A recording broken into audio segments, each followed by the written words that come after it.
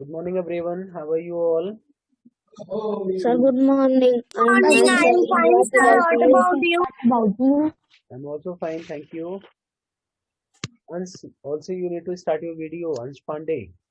But in our last class, we completed the pronunciation junction and started the grammar junction of the chapter number 7.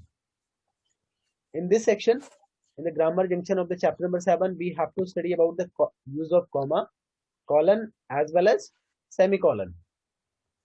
Comma colon semicolon कैसे लगते हैं the sign of comma colon semicolon already I have told you all in our last class, and also I have told you all Yes, some sir. usage of the comma or clauses. comma के बारे में शायद हम लोग discuss कर रहे हैं.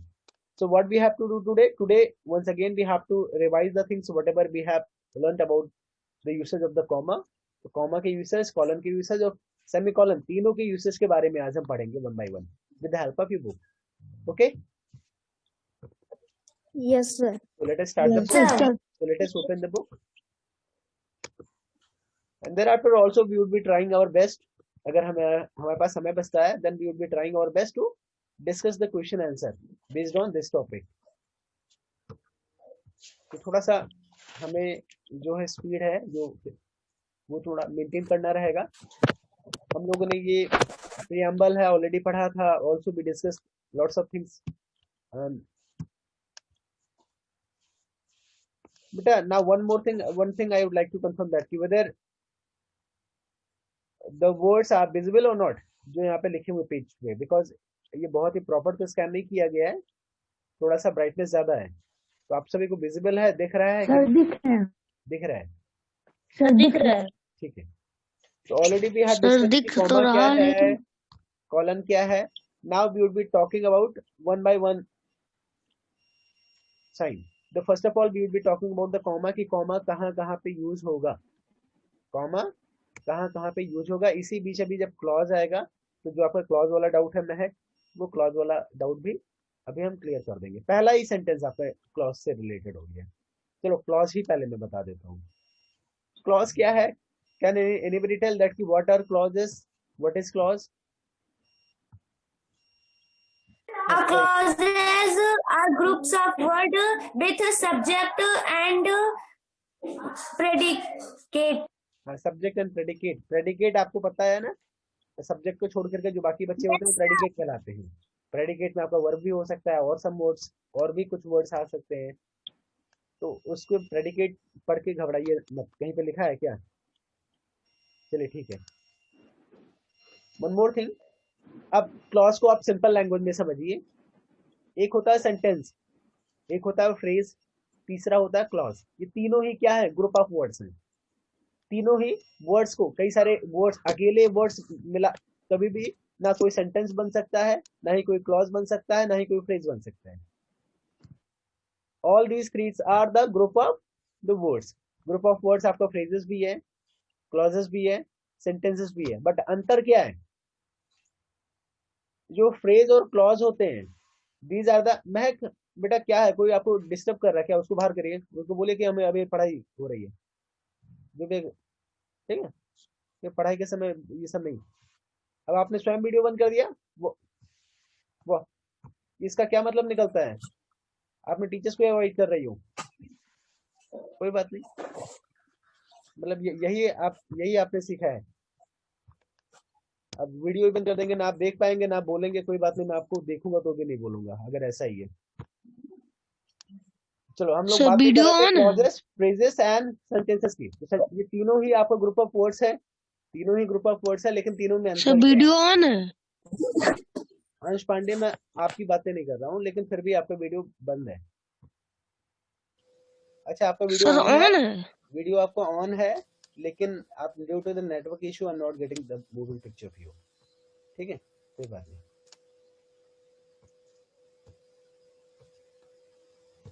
तो मैं बातें कर रहा था क्लॉज, फ्रेज और सेंटेंस के डिफरेंस की. ये तीनों में अंतर क्या है? ये तीनों ही आपको ग्रुप ऑफ वर्ड्स है, लेकिन अगर कोई सेंटेंस है जो क्लॉज और फ्रेज होते हैं, ये दोनों के दोनों आपके सेंटेंस के पार्ट होते हैं. सेंटेंस क्या होता है? A sentence is a group of words that start with a capital letter and ends with a full stop sign. यहाँ पे फुल स्टॉप लगा, वहीं पे आपका सेंटेंस कंप्लीट हुआ और कैपिटल लेटर से शुरुआत होता है। लेकिन अब सेंटेंस के अंदर आपका क्लॉज भी हो सकता है, फ्रेजेस भी हो सकता है। अब एक ही सेंटेंस के अंदर एक से एक सेंटेंस मतलब कई सारी बातें कही जा सकती हैं। आपका जो प्रियम्बल ही है, आपने यहाँ पे प्रियम्बल ही एग्जांपल ले लीजिए, आपका ये सेंटेंस शुरू होता है यहाँ से और फिर आप देखेंगे सब बिल्कुल लास्ट में जाके फुल स्टॉप लगा है, यानी पूरा का पूरा सिर्फ एक सिंगल सेंटेंस है। बट यहाँ पे तो बहुत सारी बातें कही गई हैं, बहुत सारे क्लॉजेस हैं, बहुत सारे फ्रेजेस भी यूज किए गए हैं। इन आवर कॉन्स्टिट्यूएंट असेंबली, अब यहाँ पे बताया जा रहा है कि हमारे जो कॉन्स्टिट्यूएंट असेंबली में this 26 day of November 1949 do hereby adopt, enact and give to observes this constitution ourselves this constitution। अब यहाँ पे आपका वर्ब भी है, सब्जेक्ट भी है, तो जहां पे भी आपका सब्जेक्ट एंड वर्ब दोनों आए, be the people of India यहाँ पे लिखा जाता ना, be the people of India having solemnly resolved to constitute India into a, अब बाकी बहुत सारी चीजें, sovereign country, lots of things are there, तो ये सारी चीजें हैं। तो जहां पे आपका सब मिला के, अभी आप इसमें ना कंफ्यूज होकर के आप यही पे आइए, ऐसा सेंटेंस जिसमें बहुत सारे आपके क्लॉजेस हो सकते हैं। एक सेंटेंस में देयर आर मेनी क्लॉजेस, बहुत सारे क्लॉज हो सकते हैं। क्लॉज का हिंदी होता है उपवाक्य, जैसे आपका वाक्य उपवाक्य, सेंटेंस मतलब वाक्य, क्लॉज मतलब उपवाक्य। तो एक सेंटेंस के अंदर बहुत ज्यादा मतलब कई सारे क्लॉजेस हो सकते हैं, लेकिन क्लॉज और फ्रेज में अंतर यही है, कई सारे क्लॉज भी हो सकते हैं, कई सारे फ्रेजेस भी हो सकते हैं, बट दोनों में अंतर यह है कि क्लॉज में आपका सब्जेक्ट एंड वर्ब दोनों रहेगा, बट फ्रेज में सब्जेक्ट वर्ब नहीं रहेगा। फ्रेज का कोई मीनिंग नहीं निकलता। फ्रेज भी आपका पार्ट ऑफ सेंटेंस है, क्लॉज भी आपका पार्ट ऑफ सेंटेंस है। ठीक है। अब क्लॉज की जब बातें किया तो क्लॉज Yes, दो sir. तरीके के होते हैं, क्लॉज Yes, दो sir. तरीके के होते हैं, एक होता है डिपेंडेंट क्लॉज, एक होता है इंडिपेंडेंट क्लॉज। अब डिपेंडेंट क्लॉज ऐसा होता है जो इंडिपेंडेंट क्लॉज के साथ ही आता है, कभी भी अकेले नहीं आ सकता। इंडिपेंडेंट क्लॉज अकेले भी आ सकता है। फॉर एग्जाम्पल आपके बुक से ही लेते हैं, while running up the hill, while running up the hill, अब आप यहाँ पे देख रहे हैं while running up the hill, यहाँ पे आपका our path was blocked by a flock of grazing cattle। अगर हम इतना ही बोलते हैं our path was blocked by a flock of grazing cattle, सिर्फ यही इतना बोलते तब तो एक सेंटेंस पूरा कंप्लीट सेंस भी दे रहा है। our path was blocked by a flock of grazing cattle से कंप्लीट सेंस दे रहा है, एक सेंटेंस की तरह लग रहा है। अगर while running up the hill ना होता तो भी ये सेंटेंस ही कहलाता है। सर आपकी आवाज कट रही है। तो भी ये सेंटेंस ही कहलाता है। तो ऐसे में क्या करना है, जो while running up the hill है, while running up the hill है, इट इज, लेकिन अभी क्या है, जो सेंटेंस का डेफिनेशन मैंने बताया, it start with the capital letter and ends with at the full stop, full stop पे जाके एंड होता है। तो यहाँ पे शुरू हुआ है आपका जो सेंटेंस है, कैपिटल लेटर यहाँ से शुरू हुआ है। यहाँ पे आपका जो पर्टिकुलर सेंटेंस मैं अभी आपको एग्जांपल दे रहा हूँ, ये पूरा सेंटेंस है, लेकिन मैं ये कह रहा हूँ ये while running up the hill नहीं होता तो भी ये सेंटेंस ही कहलाता है। आवर का ओ कैपिटल लेटर से शुरू होता है, लेकिन अभी आपका इतना लंबा सेंटेंस हो गया। अब इस सेंटेंस में जो आपका ये आपका एक सेंटेंस एक मीनिंगफुल, जो आपका ये यहाँ से सब्जेक्ट और वर्ब जो मतलब मिल करके जो बना रहे हैं, इसे क्लॉज बोलते हैं। It is also the clause. जो इंडिपेंडेंट क्लॉज है ये अकेले बोला जा सकता है, अकेले मीनिंग निकलता है, लेकिन अगर while रनिंग अप, रनिंग के दौरान, जो इसमें भी आपका सब्जेक्ट एंड वर्ब है, लेकिन आपका ये डिपेंडेंट है, क्योंकि ये बिना इंडिपेंडेंट के साथ अगर सिर्फ इतना बोले while running up the hill, while running up the हिल सिर्फ इतना बोले, तब आपका कहीं ना कहीं सेंस नहीं निकल रहा है। इसके बाद क्या हुआ, क्वेश्चन आता है ना, while running up the hill, hill पे रनिंग करने के दौरान क्या, वहीं पे क्वेश्चन मार्क लग गया। तो ये इतना अधूरा नहीं यूज किया जा सकता, इसीलिए इसको बोलते हैं डिपेंडेंट। ये डिपेंडेंट है इंडिपेंडेंट पे। तो फिलहाल डिपेंडेंट इंडिपेंडेंट क्लॉज आपकी बुक में शायद पढ़ाया गया होगा इसके पहले या नहीं? डिपेंडेंट क्लॉज इंडिपेंडेंट क्लॉज आपके लोग को पढ़ाया गया है? No sir, no sir. बेटा क्लास 5 का टॉपिक है, ऐसा नहीं है कि बिना पढ़ाए आप क्लास 6 में पहुंच चुके हैं। अब आप लोग ध्यान से ना पढ़े, गेम खेलने लगे या कहीं और ध्यान दे तो क्या कर सकते हैं उसके लिए। फिलहाल मैंने आज एक बार और बता दिया, डिपेंडेंट, आप सभी के पास बुक्स होगी डिपेंडेंट क्लॉजेस के बारे में, आपका फिफ्थ में ही आपका कोई चैप्टर है, फिफ्थ के बच्चों को शायद पढ़ा था, तो फिफ्थ में है, अब फिफ्थ में आपको भी मैम ने पढ़ाया होगा। तो डिपेंडेंट क्लॉज इंडिपेंडेंट क्लॉज इन दोनों को रिवाइज कर लेना, और अभी जब एग्जांपल के थ्रू अगर आप ध्यान देंगे तो ऑटोमेटिकली यहीं से आपको क्लियर हो जाएगा। तो क्लॉज ये है, दो क्लॉज, यानी यहाँ पे दूसरा सेंटेंस लेते हैं, कोई छोटे छोटे सेंटेंस लेते तो इट वुड बी इजी। चलिए ठीक है, तो जो कॉमा का यूज हम लोग बातें कर रहे थे, ये ना रहे कि कहीं क्लॉज में उलझ के रह जाए।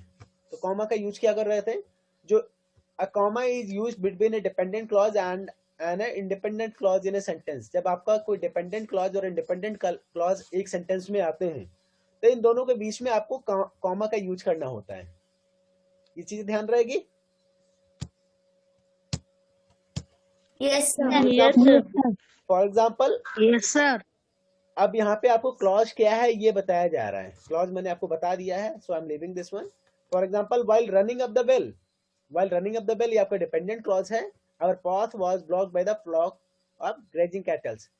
अब यहाँ इन दोनों के बीच में यहाँ पे आप देख रहे होंगे तो कॉमा लगा हुआ है, तो that means in this way आपको जो डिपेंडेंट क्लॉज है उसको इंडिपेंडेंट क्लॉज से सेपरेट करने के लिए, यानी उन दोनों के बीच में आपको कॉमा यूज करना पड़ेगा, ये हमेशा ध्यान रखना है। और कॉमा का यूज क्या है, a comma is added between two independent clauses, दो independent clauses अगर एक ही सेंटेंस में आए, a comma is added between two independent clauses when they are joined by a conjunction like but, or, yet, for, and, nor, and so for example के लिए देखते हैं, I completed the Lego Batman but dad and some pieces were not properly placed। अब इन दोनों को बेटा यहाँ पे ये गलत लिखा है, ये डिपेंडेंट क्लॉज नहीं है। I completed the Lego Batman. अब यहाँ पे आपको देखो क्लॉज आपको समझ में आने लगेगा अगर जिसको भी क्लॉज नहीं पढ़ा होगा। अब यहाँ पे देख रहे हैं इस सेंटेंस में जो ये एग्जांपल दिया है, I completed the Lego Batman ही but dad said some pieces were not properly placed. इसमें दो बातें कही गई हैं, I completed the Lego Batman, मैंने लेगो कंप्लीट किया, क्या लेगो बैटमैन, ये लेगो बैटमैन कुछ होगा तो इसको मैंने कंप्लीट किया, तो ये तो भाई आपका एक पूरा सेंस निकल जा रहा है ना, पूरा मतलब जो भी कहना चाह रहा है ग्रुप ऑफ वर्ड्स ऐसा है जिसका सेंस निकल रहा है, मीनिंगफुल सेंटेंस लग रहा है। Yes. लेकिन ये पूरा सेंटेंस तो है नहीं, क्योंकि आपका यहाँ पे फुल स्टॉप नहीं लगा, लेगो के बाद फुल स्टॉप होता तब तो एक कंप्लीट सेंटेंस होता, फुल स्टॉप तो लगा नहीं, तो दैट मींस इट्स बैटमैन के बाद अगर यहाँ पे फुल स्टॉप होता तब तो ये कंप्लीट सेंटेंस होता कि आई से शुरू हुआ इस फुल स्टॉप पे कंप्लीट हो गया, लेकिन ये फुल स्टॉप तो हुआ नहीं, इसका मतलब ये आपका सेंटेंस नहीं है, सेंटेंस अभी और लंबा जा रहा है, सेंटेंस यहाँ पे जाके फुल स्टॉप लगा, यहाँ तक आया। तो I completed the Lego Batman, यहाँ पे कंप्लीट सेंटेंस निकल जा रहा है, ये आई आपका subject, completed the Lego Batman predicate, इसके अंदर देखो आपका वर्ब है, आई आपका सब्जेक्ट, कंप्लीटेड आपका वर्ब, ये सब्जेक्ट वर्ब दोनों आ रहे हैं ना, दोनों पेयर आ रहे हैं, इसका मतलब और एक सेंस भी निकल रहा है, इसका मतलब ये आपका क्लॉज है। अभी आपका क्लॉज है, क्या ये क्लॉज डिपेंडेंट है या इंडिपेंडेंट है? अगर ये अकेले आ जा सकता है, जो ये क्लॉज लिखा है अगर अकेले कहा जा सकता है तब तो इंडिपेंडेंट है, आजाद है, अकेले आए। लेकिन अगर डिपेंडेंट होता तो उसके साथ इंडिपेंडेंट कोई ऐसा सेंटेंस होता जिसके बगैर नहीं, मतलब जिसको कहने इस पे बात अधूरी लगे तो वो होता है डिपेंडेंट, वो आजाद नहीं है, अधूरा है, तो उसको किसी और के साथ की जरूरत है। तो I completed the Lego Batman, इसको क्या अकेले बोला जा सकता है? इसमें कुछ आपको अधूरा लग रहा है? Yes, sir. क्या अधूरा लग रहा है? कोई क्वेश्चन कर रहा है? I completed the Lego Batman, ये कोई बता, यस सर, मतलब ये अधूरा लग रहा है आपको? No, sir. No, sir. बिल्कुल कंप्लीट सेंस निकल रहा है कि मैंने लेगो बैटमैन कंप्लीट कर लिया, ये बताया जा रहा है। तो इसका मतलब ये इंडिपेंडेंट क्लॉज है, गलती से यहाँ पे डिपेंडेंट क्लॉज लिखा है, ये मिसप्रिंट है, जिसने भी ये कंप्यूटर्स ये बुक जिसने भी डिजाइन किया, जिसने भी टाइप किया उसकी गलती है। तो पढ़ाई करने का यही है, जब आप कॉन्सेप्ट को सीखते हैं, जब आप जानते हैं, तब आप इसको सही गलत भी बताइए। अब बुक के सामने आ गया तो उसको डिपेंडेंट क्लॉज थोड़ा मान सकते हैं, नहीं। अभी कहाँ पे है ये देखो, ऊपर यहाँ पे जो पॉइंट दिया गया, पॉइंट में भी वही चीजें समझाया जा रहा है। किसकी बातें करने जा रहे हैं, किसके लिए एग्जाम्पल हम लोग डिस्कस कर रहे हैं? A comma is added between two independent clauses, यानी दो इंडिपेंडेंट क्लॉजेस के बीच में कॉमा यूज किया जाता है जब ये किसी कंजक्शन के साथ जुड़े हुए हों। तो इसी का एग्जांपल भी तो देना था, तो दो इंडिपेंडेंट क्लॉजेस को यहाँ पे कंजक्शन के साथ जोड़ा जा रहा है, तो यहाँ पे कॉमा भी यूज किया गया है। ये एग्जांपल भी बताना था, गलती से यहाँ पे जिसने भी बुक डिजाइन किया उसने इंडिपेंडेंट के जहाँ पे डिपेंडेंट लिख दिया, so you have to correct it, इसको इंडिपेंडेंट लिख लेना है। तो I completed the Lego Batman, ये भी आपका इंडिपेंडेंट है, बट अब यहाँ पे देखिए dad said some pieces were not properly placed, जो डैड ने कहा, यानी यहाँ पे भी आपका एक डैड आपका सब्जेक्ट है, डैड कहा यानी वर्ब है, यानी सब्जेक्ट वर्ब यहाँ पे भी आ रहा है, तो इसका मतलब ये भी आपका एक क्लॉज हुआ, ये आपका दूसरा क्लॉज था, एक क्लॉज ये आपका अलग हुआ। क्या डैड ने बोला, डैड ने कहा some pieces were not properly placed, कुछ पीसेस प्रॉपर्ली प्लेस नहीं किए गए, यानी एक भी एक प्रॉपर्ली सेंटेंस है, एक भी सेंटेंस नहीं कह सकते, ये भी एक क्लॉज है जिसका भी एक सेंस निकल रहा है, जिसमें आपका सब्जेक्ट वर्ब दोनों है। Dad said some pieces were not properly placed, ये अकेले भी तो कहा जा सकता है कि किसी और चीज की जरूरत है। डैड ने ये कहा कि कुछ पीसेस प्रॉपर्ली नहीं प्लेस्ड है, क्या ये अधूरा लग रहा है?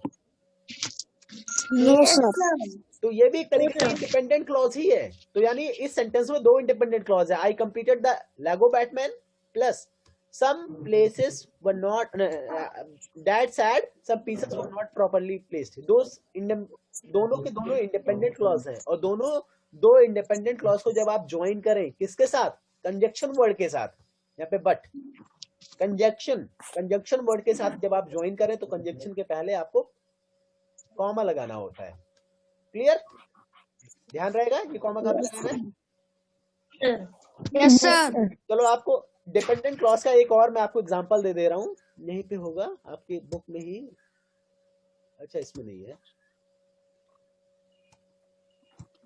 अब आप इसी वर्ड्स को देखिए जो यहाँ पे while running up the bell, मैंने कहा था ना while running up the bell, क्या इसमें रनिंग के दौरान, while running up the hill, hill पे रनिंग के दौरान सिर्फ इतना बोले तो क्या आपको ये कंप्लीट लग रहा है? No sir. तो दैट मीन्स जो ये है ये आपका डिपेंडेंट क्लॉज है, बाकी जो आपने अभी ये पढ़ा ये दोनों के दोनों इंडिपेंडेंट क्लॉज है। ठीक है, कॉमा का दो यूज हुआ है, दो यूज आपने सीखा है। पहला ये है कि डिपेंडेंट इंडिपेंडेंट क्लॉज को मतलब के बीच में आपको एक कॉमा लगाएंगे। दूसरा, दो इंडिपेंडेंट क्लॉज हो लेकिन जब अगर उसमें दो इंडिपेंडेंट क्लॉज को आप कैसे ज्वाइन करेंगे, कंजक्शन वर्ड का यूज करेंगे, तो कंजक्शन वर्ड के पहले भी आप कॉमा लगाएंगे। दो बातें हो गई कॉमा के यूज की। ठीक है, Yes, sir. now the third one, the most common use of comma is, अब तीसरी बातें सुने, the most common use of a comma is to separate item on a list when there the most common use of a comma is to separate items on a list when there are 3 or more of them, मतलब 3 या 3 से ज्यादा जब सामान हो। आपको दो, अगर आपके पास if you are having only 2 things तो आप क्या लिखेंगे, मैंगो, मान लीजिए आपको मैंगो एंड ऑरेंज है तो mango and oranges, mangoes and oranges आप एंड का साइन लगाएंगे या एंड लिखेंगे। But whenever you are having more than 2 things, यानी 3 या 3 से ज्यादा है, 2 से ज्यादा है, 2 नहीं 2 से ज्यादा है, तब आप क्या करेंगे, तो एंड कितनी बार लगाएंगे, एंड का यूज तो सिर्फ एक बार करेंगे। Yes, sir. यूज करेंगे। To separate the items, to separate items, you have to use the comma. Sir comma. For example, we are bought most of the ingredients, but we could not find raspberries, cashews and blueberries. There are 3 things. इसमें आप थोड़ा सा आसान शब्द, कोई आसान चीजों के नाम लिख सकते हैं। ठीक है, काजू, बादाम, पिस्ता, किशमिश, ये सब लिख दें। जब चीजों के नाम लिख रहे हैं तो थोड़ा सा आसान नाम लिखना, ये इतना डिफिकल्ट क्यों लिखा जा रहा है कि बच्चे डर जाएं। अब तीसरे के बाद चौथी बातें, जो चौथी बात आपको ध्यान रखनी है, कॉमा का यूज कब और कहाँ पे यूज करना है। Comma is used before and after an insertion और एडिशन इन ए सेंटेंस। अब इंसर्शन क्या है, या एडिशन क्या है, ये आपको ध्यान देना है। A comma is used before and after, यानी उसके पहले और उसके बाद भी आपको यूज करना है। किसके, इंसर्शन और एडिशन। तो आप पूछेंगे सर ये इंसर्शन क्या होता है।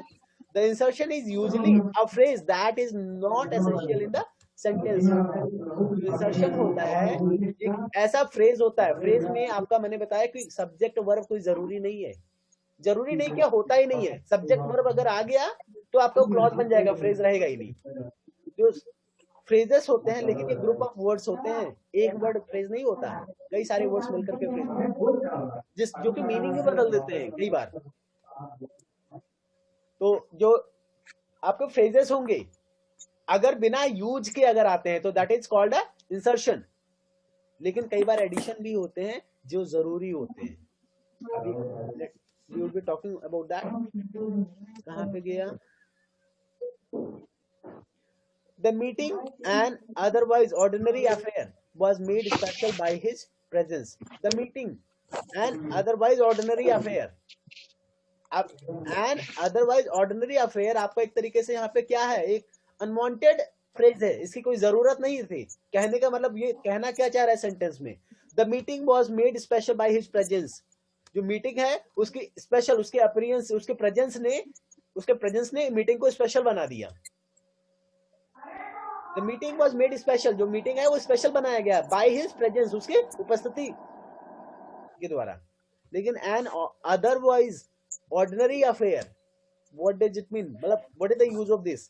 कई बार सेंटेंसेस में इस तरह के फ्रेजेस यूज भी कर दिए जाते हैं, इसका कोई यूज ही नहीं है, कोई ज्यादा फर्क नहीं पड़ता इसके रहने ना रहने से। तो इस तरीके के जब आपका फ्रेजेस आए तो वहां पे उसके पहले भी देखो कॉमा लगा, उसके बाद भी कॉमा लगा है, तो also you need to use that. ठीक है? Yes, sir. Next, a comma is used to separate two words group that are in the contradiction. For देखिए अब contradiction means क्या होगा? Contradiction means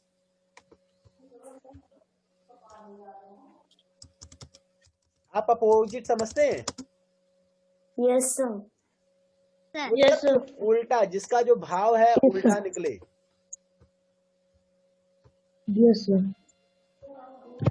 A comma is used to separate two words, two word group, word नहीं two word group। आप ऐसे दो word समूहों को, शब्द समूहों को अलग करने के लिए जो कि आपस में कॉन्ट्राडिक्ट करते हो, आपस में विरोधाभास रखते हैं, आपस में अलग अलग मीनिंग रखते हैं, एक अपोजिट सेंस, अपोजिट मीनिंग रखते हैं। यानी एक कुछ और कह रहा है तो वो दूसरा वाला कुछ उल्टा ही बोले कि नहीं ये नहीं ये, तो वहां पे आप क्या करेंगे, कॉमा यूज करेंगे। For example, Varun wanted A chicken, Varun wanted A chicken sandwich not a burger. तो दैट मीन्स कि चिकन सैंडविच और बर्गर तो आपस में कहीं ना कहीं कॉन्ट्राडिक्ट कर रहे हैं ना। Yes, sir. Yes, sir. Yes, sir. Varun wanted A chicken sandwich not a burger, तो यहाँ पे चिकन सैंडविच, अब यहाँ पे इसके बाद आपको कॉमा यूज करना है। तो अभी आपने क्या क्या यूज किया, दो डिपेंडेंट और इंडिपेंडेंट के बीच में आपको कॉमा लगाना है। दो इंडिपेंडेंट के बाद जब आपको कंजक्शन वर्ड यूज कर रहे हो तो कंजक्शन के पहले आपको कॉमा लगाना है। तीसरा, जब आपको दो से ज्यादा सामानों की लिस्ट हो, to separate the items in a particular, to separate the items that is having more than three, that should be more than two items, more than two items को सेपरेट करने के लिए also be use comma। तीन चीजें पढ़ा। चौथा क्या पढ़ा, जो हम लोगों ने सब मिला के जो वर्ड ग्रुप है, जो शब्द समूह अगर आपस में कॉन्ट्राडिक्ट कर रहे हैं, then also we have to use the comma. और एक इंसर्शन, जो आपका अनवांटेड फ्रेजेस है, जो यूजलेस फ्रेजेस है, उसके पहले और बाद में भी आप कॉमा लगाएंगे। 5 चीजें पढ़ा है ना, कि और भी कुछ छूट रहा है? Yes. Yes. ठीक है। No, sir. A comma is used। अब छठवीं चीजें ध्यान रखना है। ऐसे आप पॉइंट 1 पॉइंट 2 क्या क्या पढ़ा ऐसे करेंगे तभी आपको मेमोराइज कर पाएंगे, तभी ध्यान रहेगा, नहीं भूल जाएंगे, कंफ्यूज हो जाएंगे नहीं तो। अभी क्योंकि कॉमा के बाद अभी आपको और भी चीजें पढ़नी है, कॉलन सेमीकोलन जहां पढ़ेंगे तहां भूल जाएंगे, कहाँ कॉमा बताया था, कहाँ कॉलन बताया था, सब भूल जाएंगे। लेकिन जब आपके टिप्स पे रहेंगे ना तो तुरंत ध्यान रहेगा। 6th क्या है, a comma is used after an introductory phrases and a prepositional phrases and words like however, therefore and unfortunately if they form the beginning of a sentence। For example, देखो कहने के लिए आपका prepositional phrases वो होते हैं ऐसे phrases जिसमें preposition word से शुरुआत होती है, वो prepositional phrases कहलाते हैं।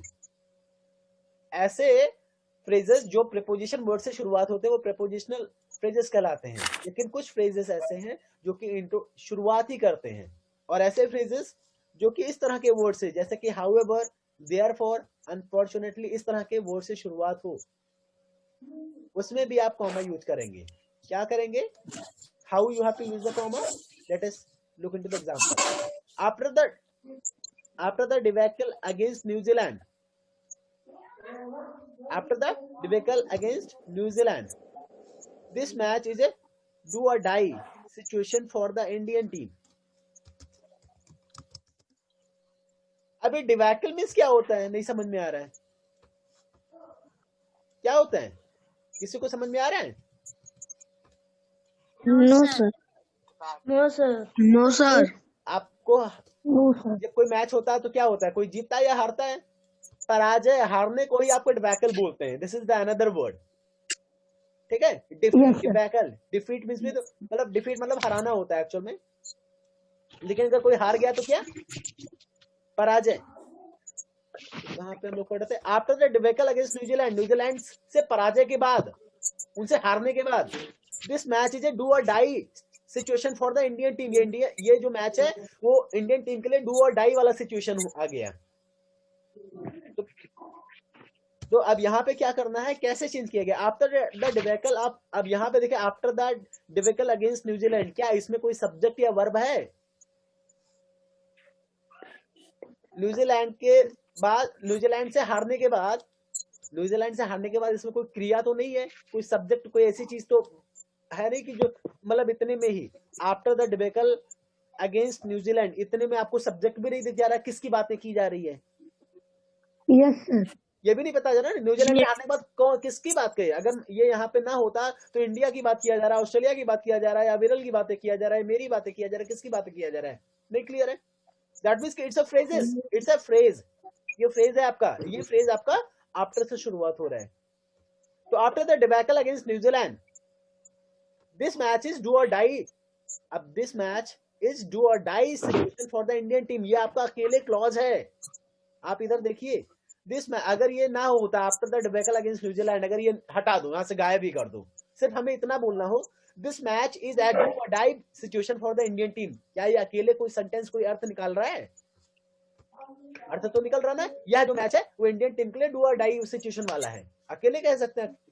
But after the debacle against New Zealand, ये आपका कोई मतलब ही नहीं निकल रहा है। अगर ये इतना ना होता, न्यूजीलैंड से पराजय के बाद, सिर्फ इतना कहने के बाद आप पूछेंगे फिर न्यूजीलैंड के पराजय के बाद क्या क्या कोई भी पूछेगा ना, यानी अधूरा लग रहा है।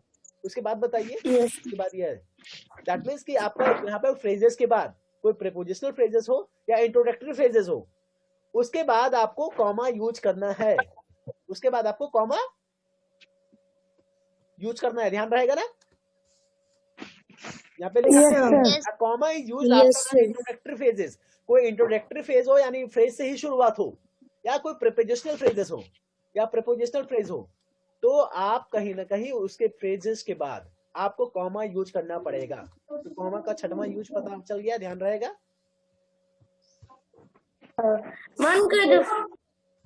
ठीक है, नाउ द लास्ट नहीं है, इसके बाद भी शायद एक है। A comma is used after names or words used in addressing people.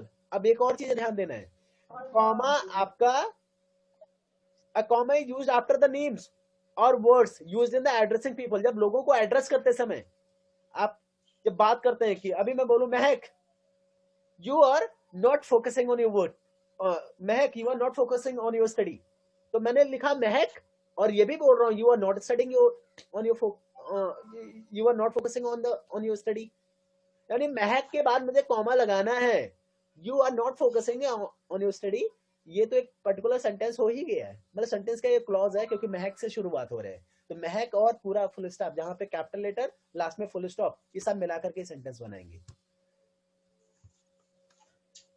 तो जब आप कोई भी नाम किसी को एड्रेस कर रहे हो, जब आप एड्रेस किसी को कर रहे हो, तो वहां पे आपको अगर कोई नाम भी, किसी पर्टिकुलर पर्सन का नाम लेकर के आप एड्रेस कर रहे हो, तो नाम के बाद, नाम या उसकी पहचान बता रहे हो, तो उस पहचान के बाद आपको कॉमा लगाना पड़ता है।